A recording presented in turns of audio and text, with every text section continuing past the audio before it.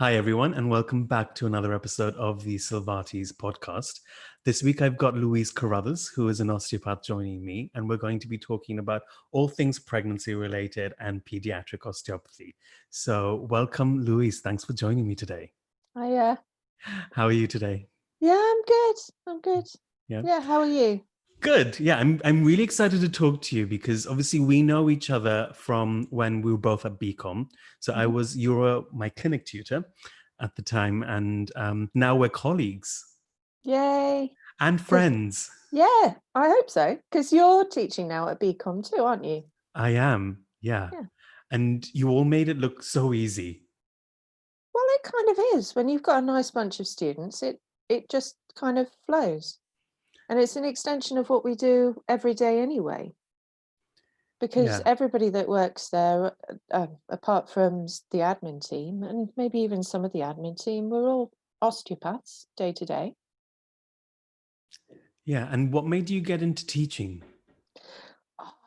It just I think I always wanted to be a teacher. Even before I studied osteopathy, it was a choice between, do I go off and study biology or do I study osteopathy? And I kind of, I think it was not a case of whether I was going to do it. It was more a case of when. Because I was very young when I trained to be an osteopath. I graduated, I think, at the age of maybe 22, 23. Um, and we had such a mix of students in there. I kind of wanted to get a bit of life under my belt before I came and back to teaching. And so what influenced you? So you must have come straight from school then into Hmm. osteopathy. And so what made you want to choose osteopathy as a degree and even as a career? I kind of fell into it without sounding too strange. I mean, my one of my sisters was a young baby when she saw an osteopath, and I hope she's allowing me to say that.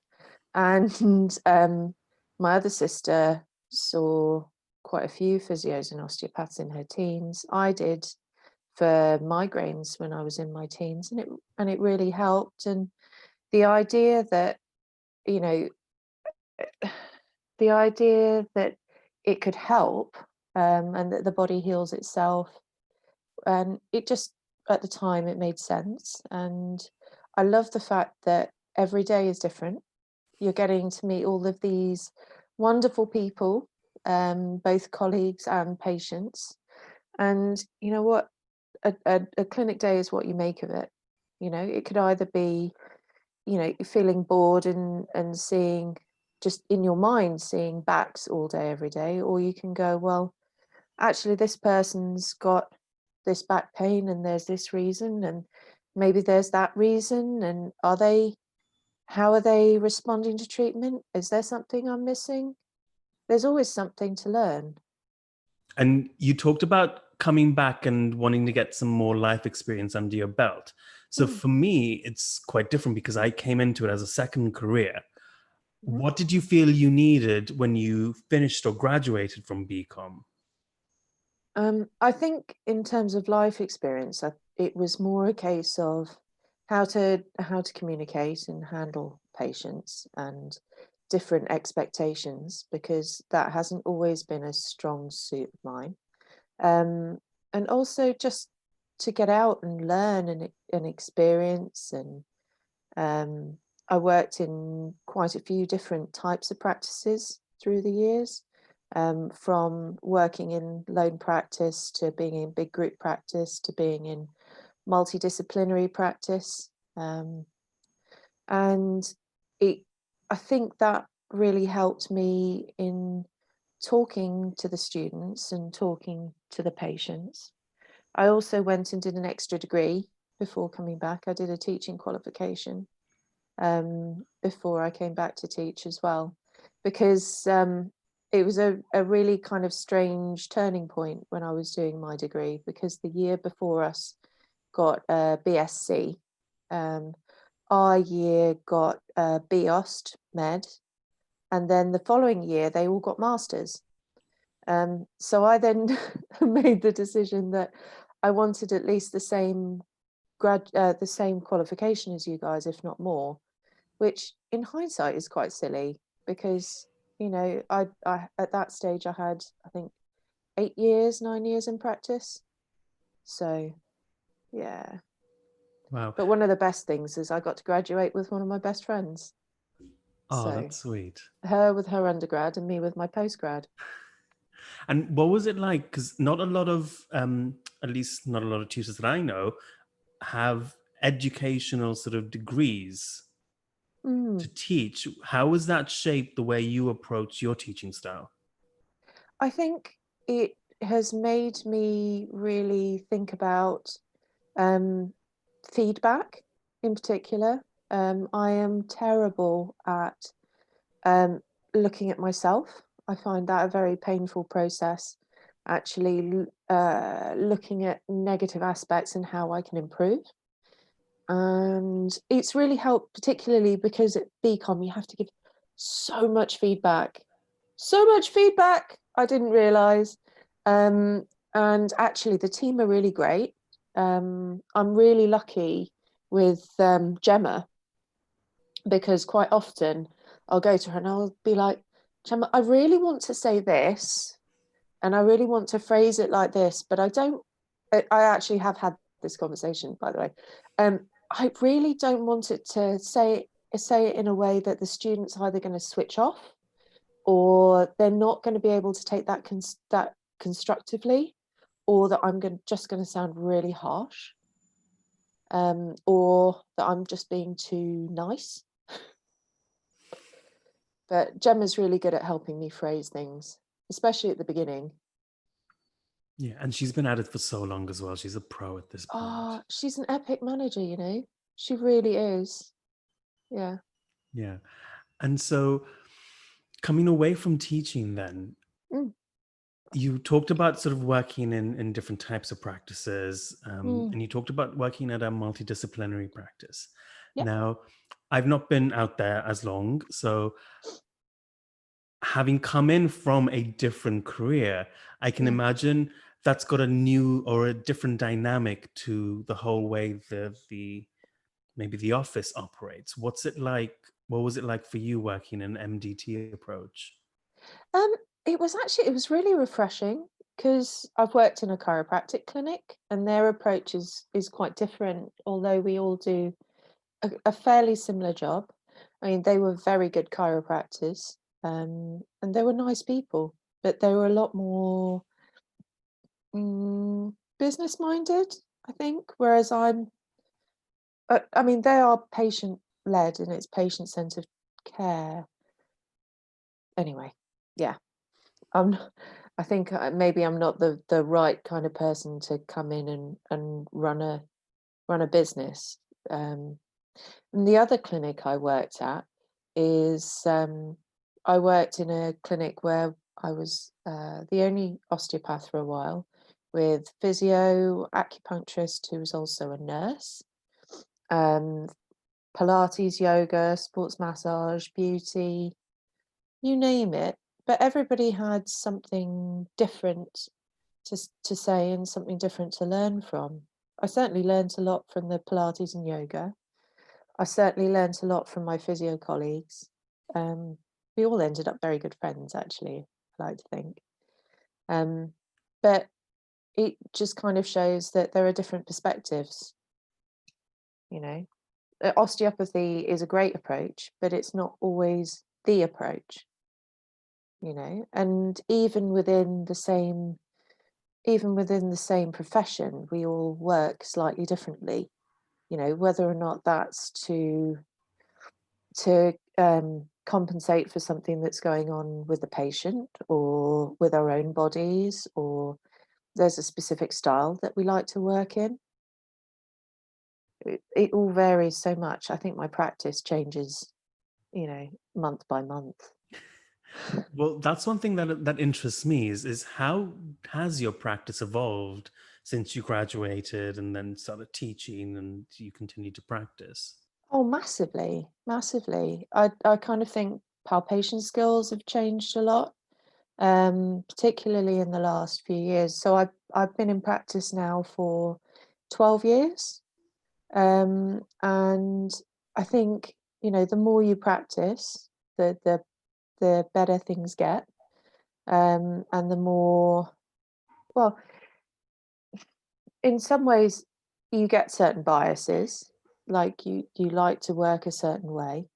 Um, but half the challenge is challenging yourself to be able to expand your repertoire or refine it, or just to take a look back at what you're doing, and even having a look at things that we thought in our minds that acted a certain way, or certain doctrines, whether or not they're still the right thing all these years later. I think the students are really good at challenging me for that. We And tried. oh, I know, it's good. It's good. And sometimes I'll go in and I'll see a student doing something and I'll be like, oh, I hadn't thought about doing that. That looks like fun. So I go off and give it a try. Or there's certain techniques that I may prefer for certain areas of the body. And we then have to go and demonstrate a whole plethora of different techniques. And then I have to go away and reread and relearn and refresh. Normally it's not necessarily the technique itself, it's how I explain it and what wording you use. But that then changes, because what suited me, when I was back in my 20s, now doesn't suit me as well as in my 30s. Yeah. Dealing with a bump, that as well, that changes life. I was That just going to changes how you say, work. we're okay to say that you're expecting your first child. Yeah. Yeah. And that's really exciting in itself. Oh yeah, it is. It is. I'm so excited for this chapter. But also quite apprehensive about what life is going to bring, because with COVID, found out we were pregnant, relocated across the country. So I haven't been practicing for a little while, which is the longest I've been without seeing patients in the whole time I've practiced, and even before practicing in private practice. So it's always a bit daunting, but I don't think you can unlearn 12 years worth of practice. Definitely not. Yeah. And so let's touch upon that a bit. So, Yeah. you said this is the longest break you've had from not treating. What's that been like for you? So weird. So weird. In some ways, it's nice to give my body a break, but it's still growing a baby. So it's not really had that much of a break. Um, but at the same time, I've really missed the social side, because a lot of what I love about working with patients is actually talking to them and finding out their individual story and getting to know them. I'm a really nosy person in some ways, and I really like to um, actually just talk to people. And by talking to people, you can really find out um, better ways, I think, sometimes, of how to tailor their treatment or how to tailor their rehab. I'm not the best at prescribing exercises, but if I know somebody likes to do a particular sport, or they like to do a particular thing, then it makes life a bit easier than going, oh well, go off and do, some knee extensions or do some bicep curls. I mean, how boring is that? Yeah, I know what you mean. And so it sounds like it's more the interaction with not just the patients, but your colleagues as well, that you tend to miss when you don't necessarily treat. And I imagine that'll Yeah. be, other people would have identified with that, especially if they've, not practiced over lockdown and over this whole period of COVID. It's been quite a roller coaster, I think, for everyone. I've been watching the forums, and there's been a lot of uncertainty, because I think there's just uncertainty in general. The IO's been doing a great job at sort of keeping us going, and also giving advice and liaising with Public Health England, and really giving us guidelines what to and not to do. But it was really quite scary, being pregnant during lockdown and not knowing. It was only after sort of lockdown was easing that they started saying, okay, well, it's only really in your third trimester that you start to become a medium risk, because they were talking about us being high risk. And then there was no indication as to whether or not it would affect the baby, but and I had all the family being a bit worried about being patient facing. So it's been quite an interesting few months. Yeah. And one of the things you said earlier was that when you worked at a chiropractic clinic, Mm, they were a lot more business minded than maybe, um, well, I know I certainly am not. yeah. Why do you think there is that disparity between sort of osteopathic students emerging and graduating with the level of business mind or the business training versus maybe a chiropractor? I think they do get a lot more mentoring in terms of how to run a business than we do. I know when did it all those years ago that we maybe had one module um, on how to run a business. I have done some training since. Part of my master's degree was business management and practice management, and doing extra courses as well. I am very much patient focused, and I'm more happy not necessarily thinking about my finances. I kind of think they'll follow. They'll follow as long as I'm doing a good enough job and I'm, seeing patients. And I don't necessarily think about how many times I'm going to get somebody in, or um, I just like to work with people until, while it's making a difference. If it's not making a difference, then maybe either they need a different approach, or they need to get something investigated. I've never really been financially driven, if that makes sense. And I think that'll resonate with so many people listening or watching is Mm. we tend to be patient focused, and Mm. that's your driving factor. Not that it isn't for other people, but No, no. you don't think, okay, I need to see X amount of patients this day in order to cover these costs, in order then to Yeah. progress into something else or invest back into the company. Because I Well, never really thought about that.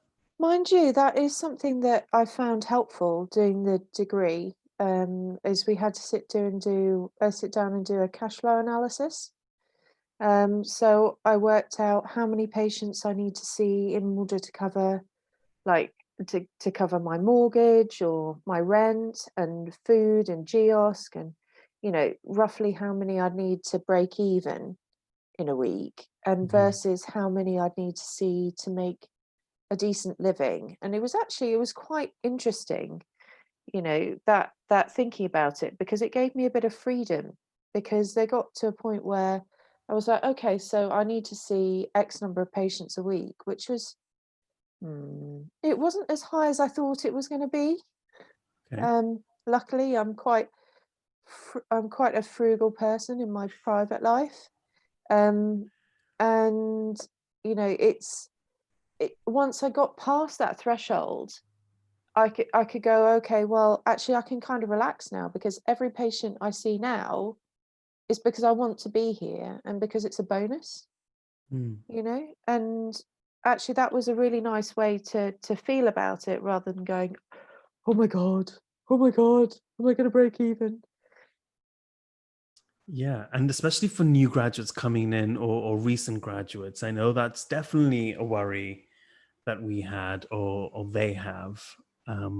Is you spend 4 years doing this degree, which in itself is it's hard. It's not an easy thing, and then you graduate and you think, Mm. I've paid my dues, I've done the work, I'm going to go out there, and sometimes it's really hard.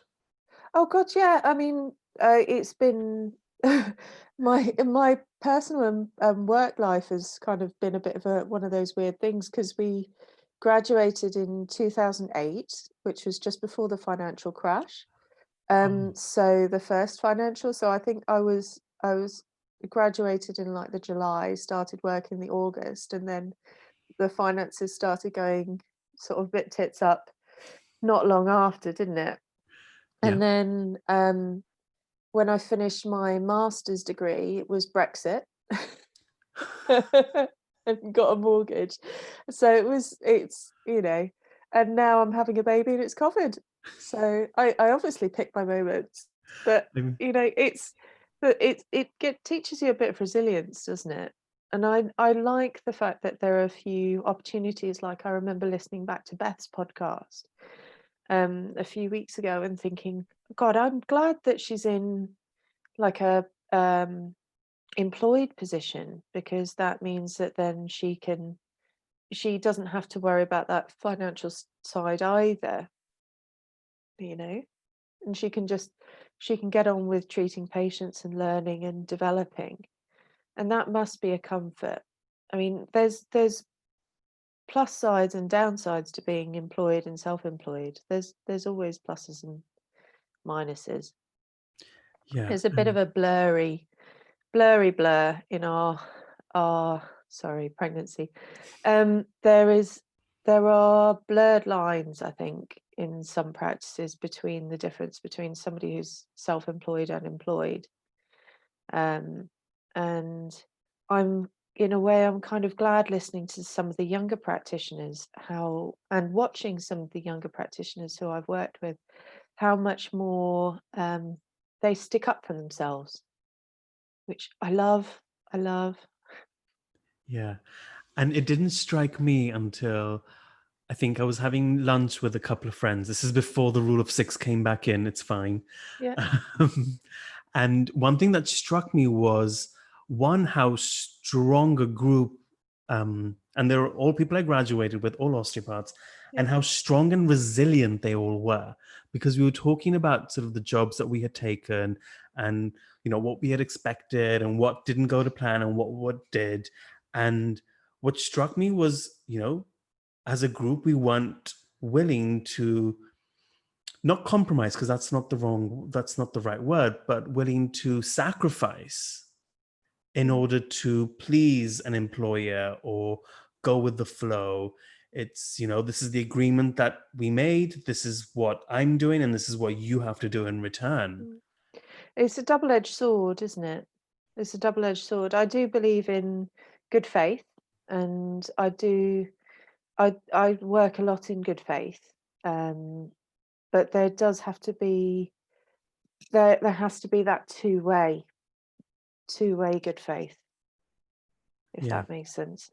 Yeah. And it's not to say that every practice Oh God, out there no. isn't. There are really great practices out there. Oh yeah, and there are some very, very good head of practices. Really good. Really good. Yeah, I think it sometimes just takes, at least it took me a while to figure all that out. Yeah, and I think sometimes even if you're finding the environment challenging, there's always something that you can learn from it. Yeah. So even if you're learning that's not the environment that I want to be in permanently, then I still think that's an important lesson. And Mm. turning around to yourself and saying, well, why doesn't that work for me? What is it that I'm looking for? And actually, is that me, or is that something within the system that needs to change? Like systemic within the profession? Is that systemic within this particular business? Is this something we can change together? I think And that's just that's, a life lesson, really, isn't it? yeah, preach. And that's such a testament to who you are, I think, as a person. You've always come across as such a positive, sort of glass half full, optimistic, and just open type of tutor when I was a student. Thank you. Um, and I remember particularly when we're in clinic, and we finish clinic. It's the end of that evening or whatever, and we're tired. We're all hungry. We're all tired. We all just want to rip off our tunics and go home. And I think you were one of the few tutors, if not the only one, who sat us down whilst we were like finishing up notes and getting our notes signed, and just asking Mm. us to reflect on that clinic session. Yeah, not everybody likes that, you know. The psychology in me loved it. Yeah, yeah, yeah. I try and phrase that quite distinctly in terms of not just trying to think about the negative. So my favorite questions at the end of a clinic day is, so what what have you learned from today, and what have you done really well? Um, it doesn't have to be in that order. And I think sometimes students don't like reflecting as part of the group because they kind of feel like they're revealing their weaknesses, or I don't know. But I kind of think if one person's learning a lesson, everybody else is going to have learnt that lesson or will do somewhere along the line. It's not a place of judgment.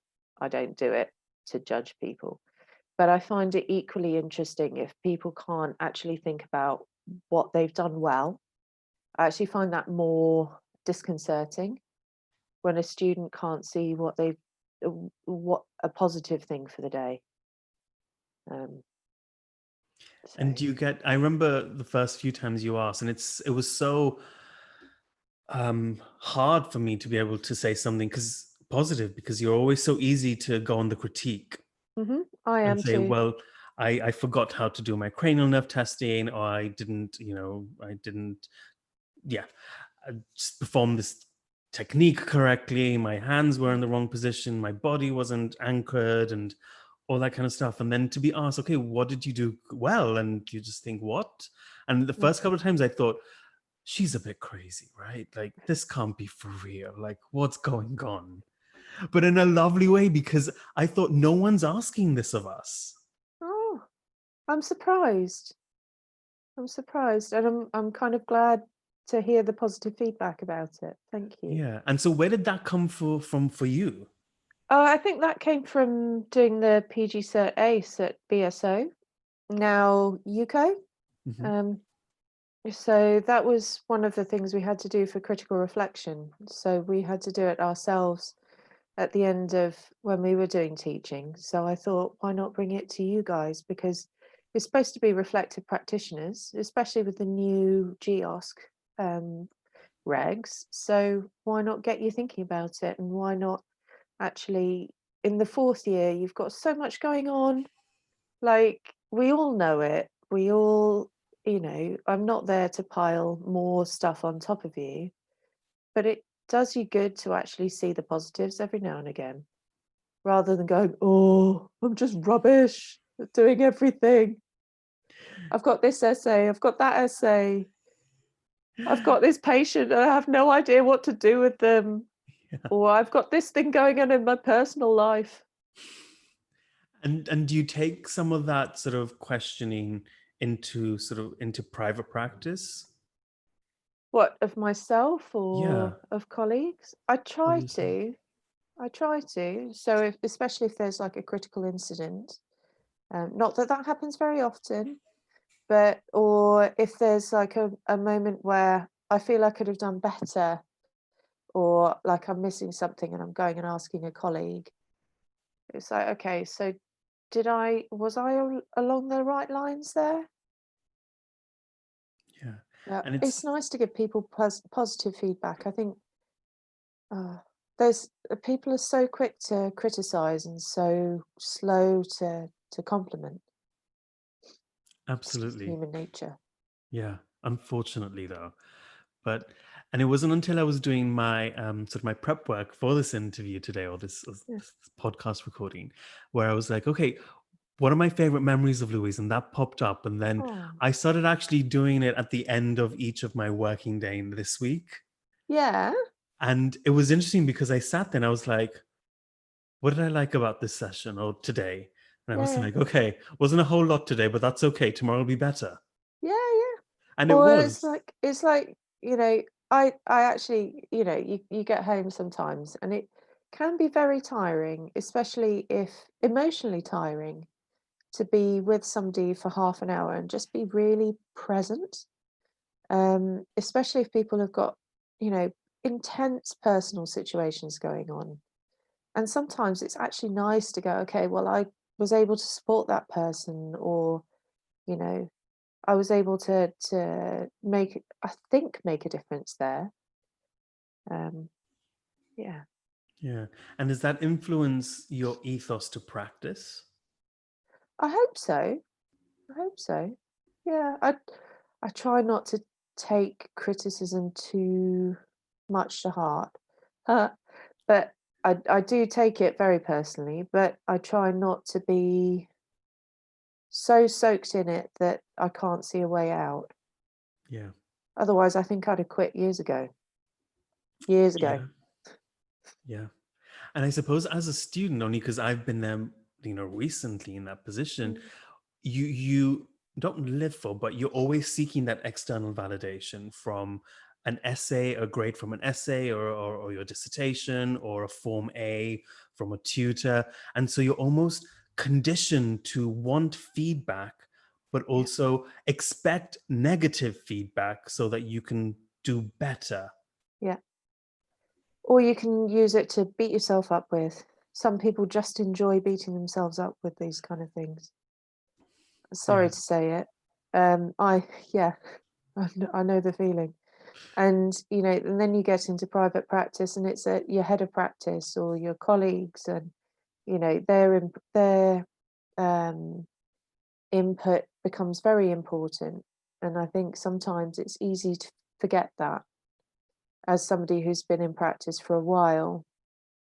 And I always think I've been glad to be that person that can go, okay, well, okay, so this didn't work. Have you looked at it from that perspective or this perspective? Or, oh, don't worry, they're just having a bad day. Just go off and, come back, have a breather, come back and we'll go through it and we'll try and work out how we can do it better next time. Yeah. And for me, Yeah. having sort of colleagues around me in order to just vent at, literally, was the one thing that saved me from just Yeah. quitting my job. Yeah. Yeah. Um, Yeah. how important was it to have, people around you to be able to talk to about those kinds of things? Oh, so important, so important. And, that's where, the social side of being a student really helped. When I first graduated, I was living in Essex and my best friend was like 45 minutes drive away, which was wicked. So when you're a poor student or new graduate and you can't necessarily afford to go to all the courses that you want to do, just being able to meet up with a friend for a cup of coffee and go, just kind of say, okay, well, this is going on and this is going on. And, I had this patient coming in with, oh my God, this all together weird presentation. What do you think? And at the time, my best friend, she went off and did the course at the OCC, so the Osteopathic Centre for Children. So she's wicked when it comes to anything pediatrics. I think she's magic. And a So. good person to learn from, because you've Mm. also embarked on the pediatric route as well yourself.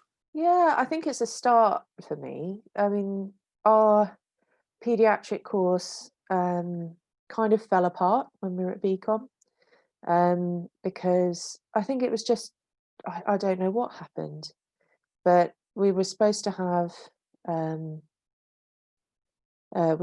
to have people coming in, external people that just weren't, and then we ended up with a tutor, Andy Maddock, lovely guy, coming in and basically cramming a year's worth of pediatrics into a term or a term and a half, Wow. which is intense in fourth year, like intense. Um, and so I never really felt like I had the time to kind of unpack some of the skills. I was already a little bit sort of nervous about handling babies and having them scream at me. It's a bit late now to undo what I've done. Um, but it's just kind of one of those things. And I was always a bit sort of tentative about um, doing it on my own, if that makes sense. So taking a baby, I was always afraid that I was going to miss something. So when I was working in Essex, I just used to ferry them all to my friend, be like, oh my God, go and see this person. She's magic. She's my osteopath. She fixes me. Um, she's still my osteopath. She, one of my osteopaths, I should say. But she's just yeah, I still think magic. Um, and so, or when I worked in a big group practice in Suffolk, the guy that I worked for was really into pediatrics, and one of my other colleagues was a tutor at the OCC. So again, I just kind of go see them, go see them. They're like experts. They're much better than me. And it was when because I used to work with Sebastian at BCom as a tutor, and I still work with the new pediatrics guy at BCom on a Monday afternoon. But Sebastian was starting his pediatrics course, and I went, okay, actually, you know what? It's a year. It's a year's course. He's really good. He makes me feel very comfortable. Always has done. Such a kind soul, actually. I think the time's right. So that was December last year. And by God, it's pushed my cranial skills. Wow. It's pushed when we were still allowed to practice.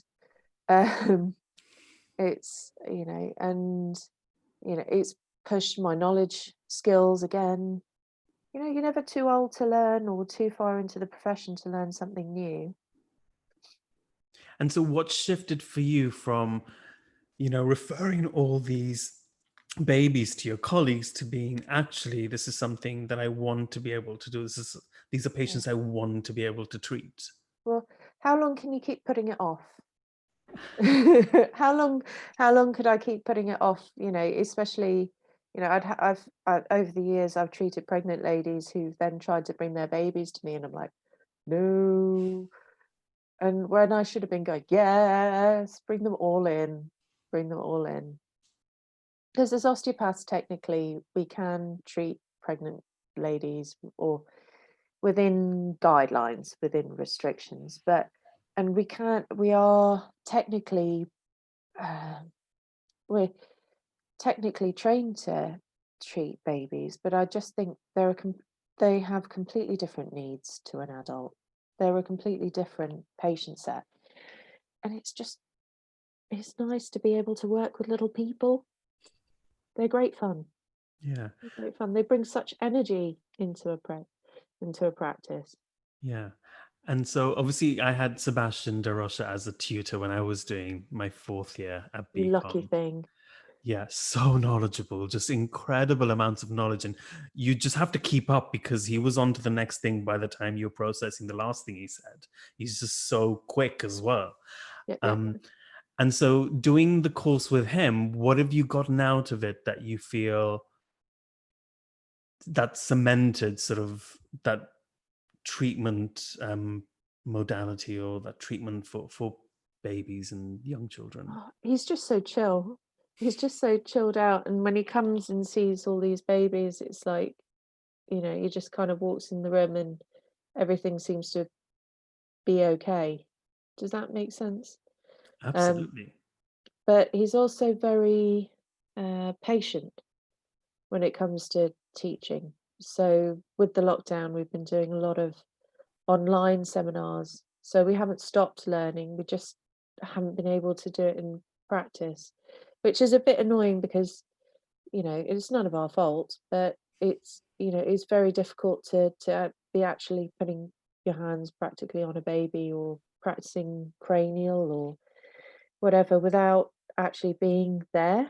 Hmm. Theory can only take you so far. Yeah. So I'm looking forward to getting back to that eventually. He's allowing me a bit of maternity leave, which is nice. Well, he just had the same situation himself. So, Yeah. yeah. Oh, very happy for him. Yeah. And so, one of the things that when I was looking into, doing a postgraduate pediatric course was just how much cranial was involved in it. And so, I did the observations at the OCC and Yeah. at BSO or UCO now. Yeah. And they all treated so differently. Everyone has a different perspective, Yeah. and just because they're a child doesn't mean the only way you're going to treat them is cranially. It's a great tool and it's a very useful tool, but it's not the only tool. Um, so I still mobilize. and do massage or whatever a child needs. Hmm. You just have to modify it. I mean, God, it's very different mobilizing a 3-year-old spine to mobilizing, say, a 20 or 30-year-old bodybuilder. You just have to modify what you're doing. Yeah. And so, how much cranial do you bring into your practice with pediatrics? Um, I'm lucky. I started doing some cranial in my first year postgrad. I went off and did the um, BSO UCO course, which I found very helpful, sort of going on from the um, BCom qualification. And I've kind of built it from there. One of the guys that I worked with in Suffolk, again, is very, very proficient at cranial. And I learned a lot from him and reading books and sort of working with different patient groups. I think a lot of it is based on cranial, um, but you can't forget your technical structural skills. I do think that another colleague said all techniques, whether they're cranial, they're visceral, they're classical, or using an HVT, they're all structural techniques, whether or not they're working directly or indirectly. So they're all osteopathy. I don't like saying I'm a cranial osteopath or I'm a visceral osteopath. I'm an osteopath. And how powerful is that to be able to say, you're an osteopath, Yeah, but you embody all these different kinds of things? yeah. I mean, it's wonderful when you're working with a patient and you go, okay, well, this obviously isn't working. Shall we try something else? It takes a bit of not always convincing, but it takes a bit of confidence in your practitioner to be able to go, okay, well, we'll try something different. Um, and not everybody's the same. Yeah. Yeah. And so The for only anyone, problem sorry, go the only ahead. problem is though that then when you start with a normal career, you get career progression. So you'll come in and say, "Oh, I'm a junior this, and then I'm a this, and then I'm a senior this, and then a director." There's once you qualify as an osteopath, you are an osteopath. There's no kind of there's no distinction, which is again, I said before, a double-edged sword. Yeah, it's interesting because I was having this conversation a couple of months ago with somebody that not I had somebody that I know who's an osteopath, and we were having the exact same conversation about how Mm. you know there's no physical sort of progression levels in private practice. Mm. You, and if he's listening, he'll know exactly what I'm talking about, and he'll probably be able to explain it so much better than I can. But I remember I was struggling at the time because I am in an employed position Yeah, in a very large institution, and and you do wonder, like, would I be better off in private practice? And he was just so able to break things down for me in the way that in private practice there are no tiers essentially. So as you progress, you develop your knowledge, you develop your own style, you learn from others, but the most yeah, negotiation you might have is to negotiate your percentage. yeah, yeah. Whereas where I am here and where I'm working here, it's a bit different. There are progressions, like there are things that you can work up towards, and so Mm. it presents its own challenges, definitely, but its own advantages at the same time. What you tend to find is that you tend to work in a slightly different way, or you have different qualifications. So you might find in a big group practice that somebody goes, okay, well, that person works better in this way or that style, and tend to funnel patients, one way or another way, which relies on having a good front of house system and somebody to triage on the telephone. It also is that becomes problematic, because then that you only end up seeing a certain demographic of patient. So I don't know. There was a great saying when we were students: if all you see is hammers, or if the only thing in your toolbox is a hammer, the only thing you'll see is nails. So I love that. yeah. Yeah. And so do you have a type of patient that gets funneled to you, or that is sort of directed to you? I don't know, really. I've never really sat and thought about it. I have had particularly diverse patient lists over the years. Working as an only osteopath presents some challenges, and working within a group practice that's been around for quite some time, it does tend to attract people from the local areas. And so sometimes you'll get people coming in who haven't seen their GP yet. You're going, oh, this isn't quite right. Or, I've had some patients with unusual pathologies, or, just as a diagnosis. I quite enjoy a challenge. Not that a patient's a challenge, Mhm. the challenge of working out how best to help them.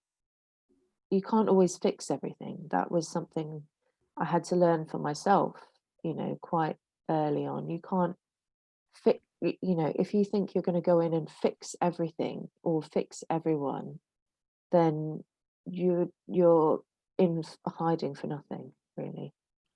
What a humbling thing to say, though.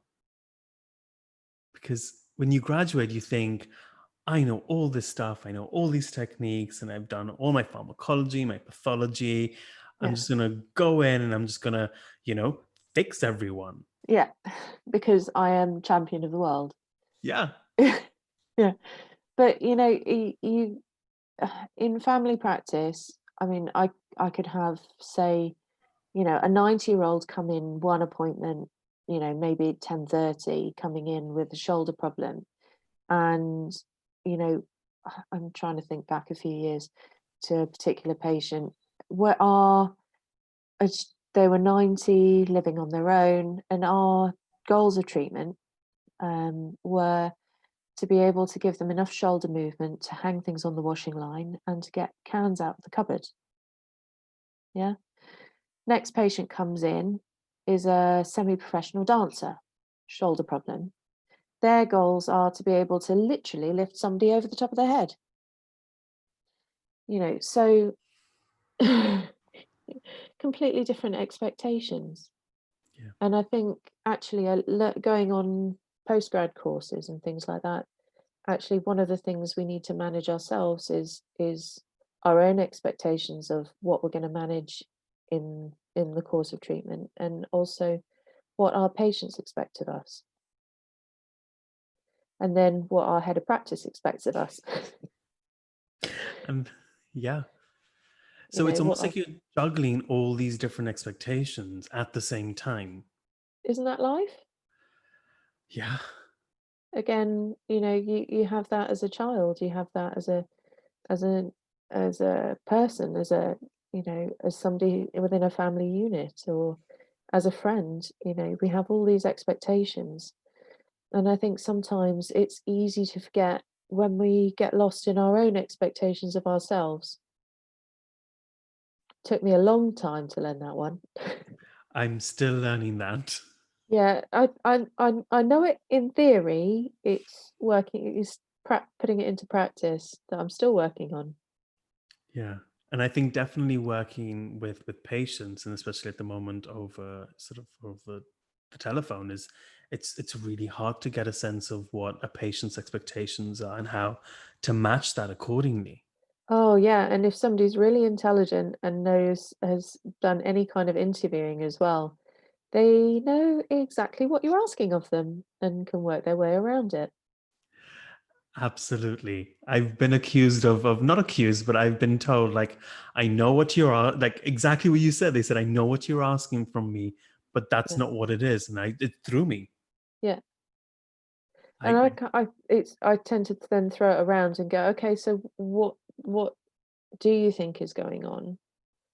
And what do you, so if it's not where what I'm asking you, what do you think it is? Or say when you're doing an interview, I mean that interview phase of an appointment. So somebody comes in for an appointment, you sit, you talk to them. You know, if it's a new patient, you're going through their case history. If they're a returning patient, you ask them, well, what's brought you back? You know, is it the same problem? How's it been? How did you find the treatment last time? You know, it's sometimes, you know, and you'll be asking difficult questions like, or asking about somebody's, I don't know, their intimate life, or you'll be asking them about their bowel habits. And it's not something people expect to be asked about in an osteopath appointment. But there are certain things, particularly if we look at, say, low back pain. For me, it's a fairly standard thing to ask. You know, if somebody's coming in with acute back pain, you know, what are your bowel and bladder behaving normally? Are you getting any change in sensation around your sort of genitalia and back passage? Are you getting all of this? And the reason is because we're screening for neurological compression, and you're screening to see whether or not there's actually an active compression, because the implications of missing that can be life-changing. But if a patient doesn't know that's what you're asking, and they think, oh God, I'm just coming in with back pain. Why are you asking me all of these questions? And there's been a few times, particularly when you have only a short time frame to get that information out of somebody. I go, okay, look, the reason why I'm asking you is not because I want to know the ins and outs of your bowels. I just want to know that they're functioning. And, you know, sometimes just turning it around and being blunt and actually um, just explaining your reasoning behind asking and behind taking a certain line of questioning actually can turn somebody's expectations around quite quickly. Especially, yeah, that's where I was trying to say. Yeah. Yeah. And so, is there anything that you would have had liked to have known, or anything that you'd like to have told yourself when you graduated? Something that you think that would have been good to know, or that's some good advice? Be kinder to yourself. I think that's just a life one. Just be kinder to yourself, and just, you know, not everything's going to work out how you think it is, but actually sometimes the things that you really don't expect are going to be glorious. Yeah. Yeah. And you also spoke about cranial, and I mean, you've done some cranial work on me, and it's been Yeah. amazing. Oh, Um, yeah, definitely. I don't think I'm the expert. I don't think I'm like, ah. I know people who are. Um, my friend who did the OCC courses, um, but you know, again, that's a work in progress. You keep learning. Yeah, and Seb so is really good as well. yeah, yeah. I remember him walking into a room just holding the baby. The baby would just stop crying, and I'm like, wait, hang on a minute. Whereas I've had one where the baby was crying for like 20 minutes straight, and he was still so calm at the end of it, and inside my whole like being was vibrating, and he just was like still so calm. But for anyone who wants to learn more about cranial, or wants to start that practice or start learning about it, what would you tell them to do? Where would you tell them to go? Um, so there are a few places to go. So I did a course years ago at at UCO, which was quite good, because UCO, they are quite sort of structural, and they're like, this is this and this is that and this is this. There's also the Sutherland Cranial College, and they're very good actually. They have lots of different practitioners, and they run almost cycles of courses from different aspects of cranial osteopathy. You can go to places like the Osteopathic Centre for Children, which is sort of more geared towards sort of learning and doing a formal qualification in paediatrics, as is the UCO and LCPO. It's kind of fun being in that first year of Sebastian's course. Yeah. You're the elders, you're the first ones. I know, and it's such a fun group, actually. They're a really nice group. And it's a small group. That's not what I Yeah. I imagined. It's a really nice, small, intimate group. Yeah. I mean, I'm They're talking as great. if I'm on it. I'm not. I've just been watching you this whole time. Well, you should have joined us. You will I next know. year, I hope. Fingers crossed. Yeah. Yay. Because I Yeah. think I'm going to overlap onto that second year because of all the other stuff. I must Mhm. admit, it was really, I had a moment during the pregnancy where I was just waiting to have my my anomaly scan. So that's a 20-week scan. And I was writing a case report about a child with congenital abnormalities, and I was like, oh my God. Oh my God. Oh, Oh my God. Uh, no, life is good. it's fine. It's fine. No It's just an congenital essay. abnormalities. And so, speaking of your pregnancy, then, because obviously you've gone throughout your pregnancy in a very, very strange time. Yeah. Um, how has, even putting that aside, Yeah. how has pregnancy changed the way you would practice or you would have practiced? I think it probably would have changed how I did certain techniques.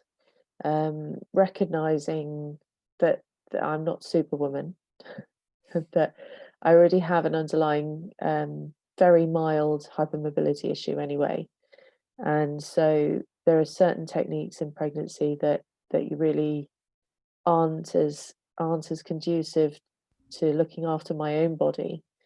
Um, Yeah, and doing it during a pandemic is also very strange.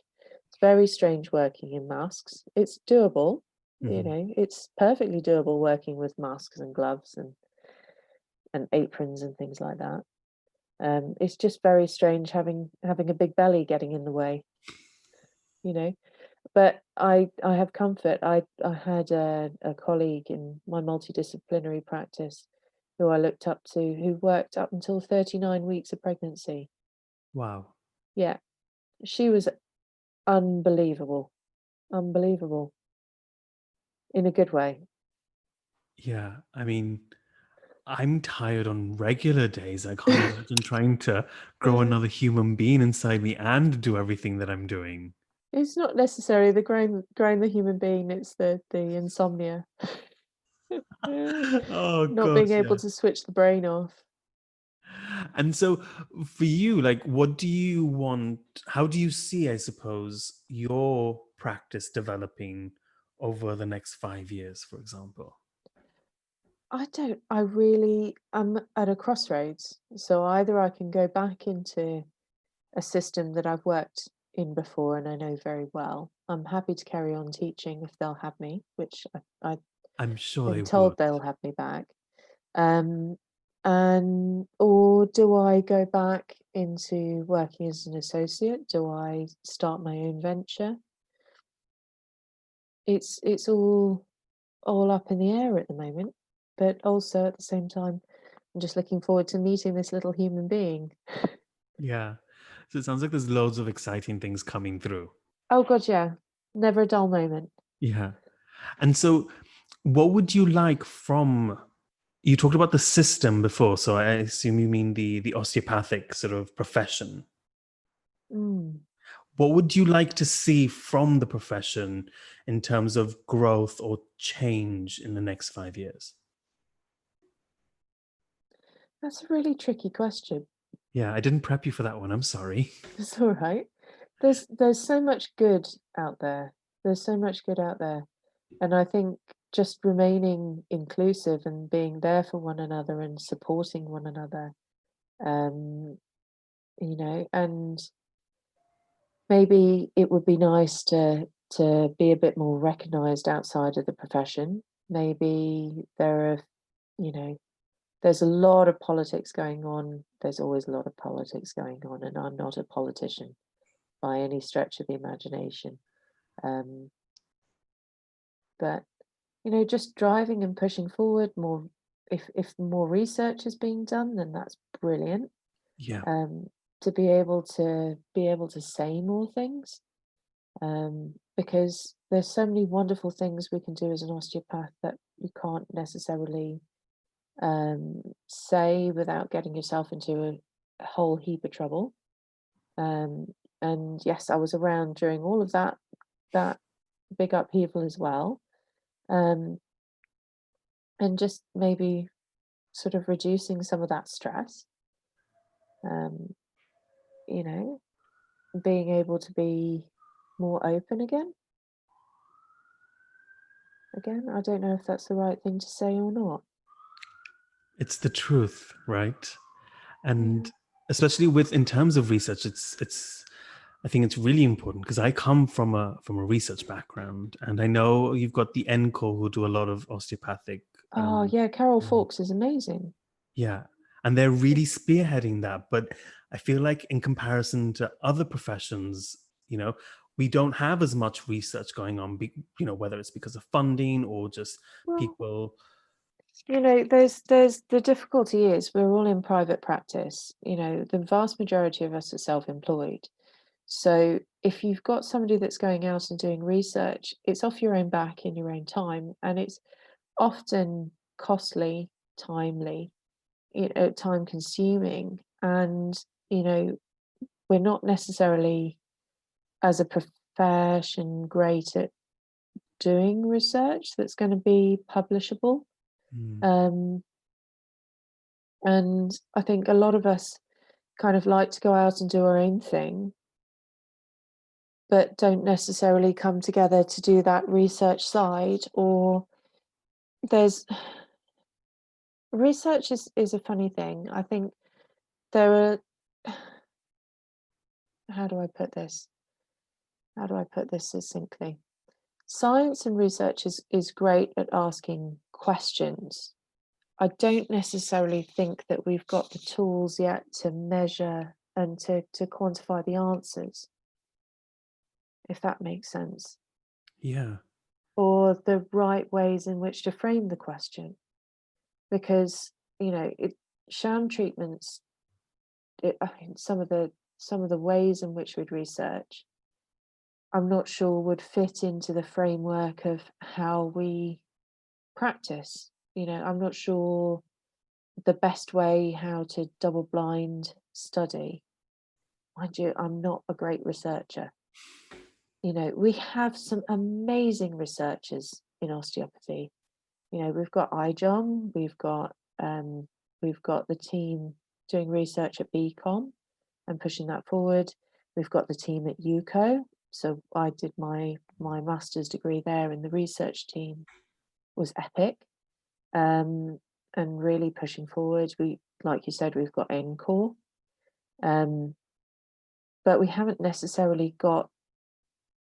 Yeah, I don't think we've quite worked out how to do it yet. No, and one It's thing coming. that comes across from when I'm working with physiotherapists is how much of their practice is evidence-based. Yeah, And that's not to say that ours isn't, but yeah. we know there are so many things that we do well and we do really well, Mm. but we can't turn around and say this is evidence-based. I think there's a difference between evidence-based and evidence-informed Okay, what's the as difference? well.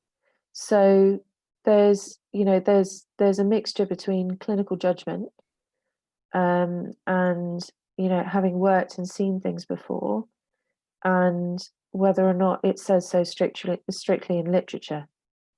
So, if a piece of literature says that you have to do an exercise or you do something in a very prescriptive way, whereas evidence informed, you're kind of reading the research, you're collating, and you're actually then forming a judgment and really sort of sitting and digesting. Does that I, kind of make sense? yeah, I like that. And especially for people who aren't aware of all the research that does go into it. There's always Um, research to read. oh, yeah. It's always something. I'm marrying a researcher. It's not a researcher in osteopathy, but in a different field. And there's always something. There's always something new. There's always something to read, and it's like, when you read the papers and they say, oh, 1 week tomatoes are good for you, and then the next week, oh no, don't touch a tomato, it'll kill you. you know it's you just got to read it and sometimes take it with a pinch of salt, or really read between the lines. Yeah. That was one of the great things the masters did for me. you know And what are the things that you're reading at the moment that you're finding really interesting or really powerful or informative? with a baby imminent, I've kind of slowed down on that research. But I was doing a lot of pediatric research for this course that I'm doing, particularly with sort of case-based studies, and learning about different conditions that can um, affect children, affect pregnant women, that are happening in private. Yeah, could just walk into your practice. Hmm. Um, Sometimes it's difficult not to overanalyze my own situation, but then I think that's another thing with osteopaths, who I think you go through a phase where you're like, "Oh my god, I've got this thing going on," "Oh my god, I've got this pathology. My foot's gonna drop off." And then you go through a phase where you're just like, "Ah, You'll be all right. oh, everything's all right, even if your foot is dropping off."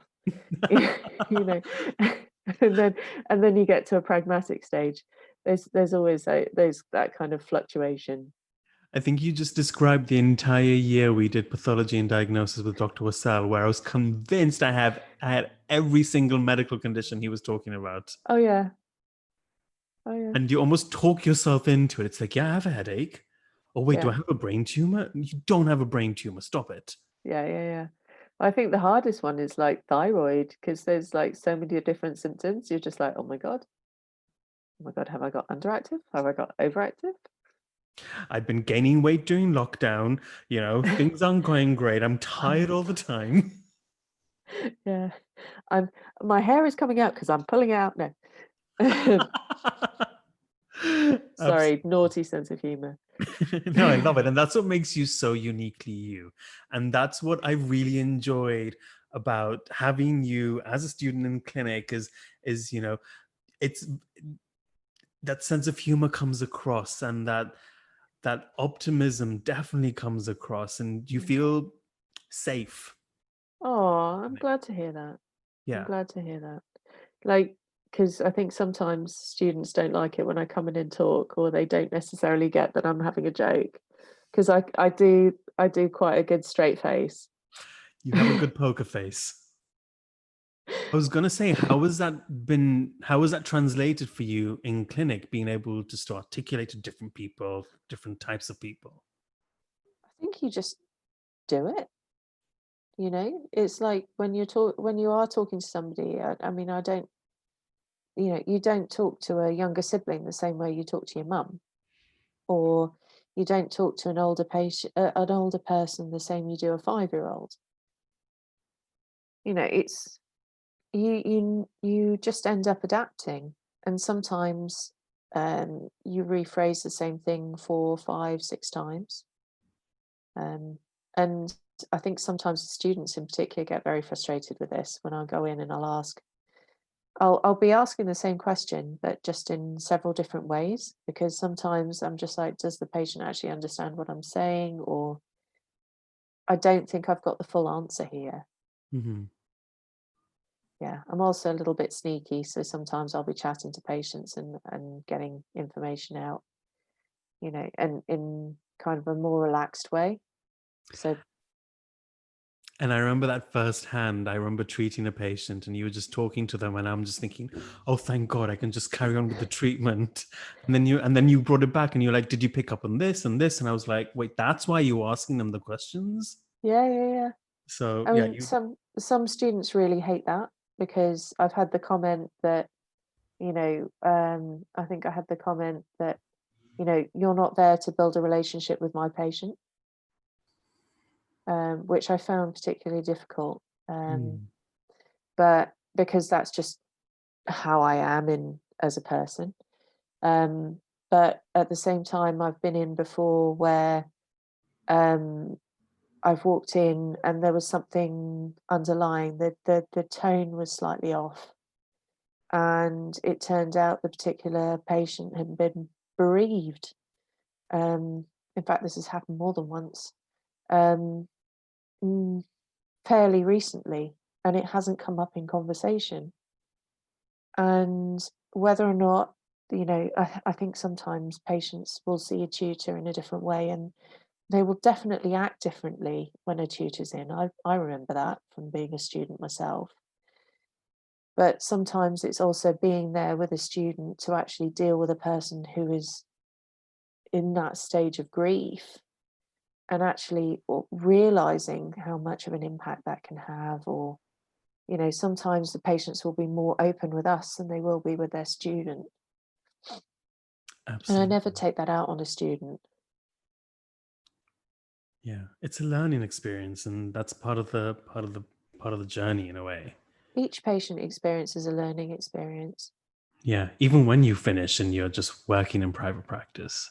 especially when you're in private practice, because sometimes it's just having ideas reinforced. Sometimes it is, or you're learning different ways to approach the same problem, Yeah, or you're having to learn independence, which is massive in your first year of practice. It's and such a steep scary. learning curve, your first 18 months. Oh my gosh, I remember just being Yeah. scared all the time. Yeah, yeah. Like I'm in a room alone with a patient and I don't have anyone I can call. Yeah. Like, what if I make a mistake? And you're not going to, because you've been trained well to, rule out Yeah. all your red flags and everything. But But I think you shouldn't have that. If you're working in a group practice, you should be always you shouldn't have that reticence to call somebody in. Like, I remember calling my head of practice in a couple of years ago because I had a patient come in with an unusual rash, and I thought, oh, it looks like this, but it can't be this, and I got them in, and it was exactly what I thought it was. And I think the patient had shingles, and I was like, oh, that is communicable. Um, they haven't seen the doctor yet. Let's get them to go see a doctor. good catch. Yeah. But it was just a slightly unusual presentation. Or even now when I'm in clinic and I've got other tutors going in. I think my last day in clinic when I was there, I got Dr. Wassell in on one of my students' patients because there was something going on. They hadn't gone to the doctor like I'd asked them very specifically to do. And I was like, right, okay, I know one of my colleagues is a doctor. Why not see if he can have a look and see what's going on? Hmm. Yeah. And sometimes being able and communicating that in front of students and seeing how we interact as colleagues is as important. Yeah. Well, I've always appreciated the energy and the candor and just the sense of calmness you bring into clinic, not just as Oh, a lecturer or as a clinic tutor, but even just as a person when you come into a room. thank you. So, yeah, I've always appreciated, and that's something that I always think about and I try to emulate as best I can. I Um, think you do. You do definitely. Even though sometimes we feel like a duck, we're like serene on the surface and paddling away like mad underneath. Absolutely. You know. So, yeah, so I wanted to thank you and thank you for coming on and sharing all your experiences. I think it's just been wonderful having you just talk about, the pediatrics and the cranial side Yeah. and how all of that just shapes you and that you don't have to just stay stagnant in your practice. How boring's that? I know, right? If you're in it for the long haul, you've got to be able to learn and adapt. Who wants to be doing the same thing that they learnt at uni, 20, 30, 40 years on? Yeah, it's the foundation for a reason. Yeah, Yeah. yeah. Thanks for having me. I'm sorry if I've yammered on a bit. I've loved it. Yeah. We need to have just more conversations like this, where we just talk about Stowmarket and Barry and Yeah. Suffolk in general. Yeah. No, I genuinely did love my time there, honestly. Me too. And thank you so much for coming here today. And yeah, hopefully we'll see you very soon with a little bundle. Yeah. I have to work out how to get up there. COVID Or we'll reliant. come down. We'll come down. Yeah. No, I'd love that. I'd love that. Thanks, Louise. Take care, honestly, and keep up the good work. You too. Thank you so much.